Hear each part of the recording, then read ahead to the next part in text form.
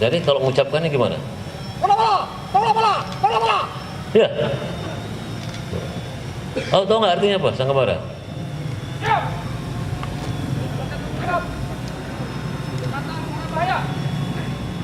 Sangga marah. Apa itu? Menolak bahaya. Udah betul kamu itu. Aku dari sangga marah. Berikan aku sangga marah. Itu. Siap. Jadi jangan sangga marah. Tetap badan terbang. Tetap semangat.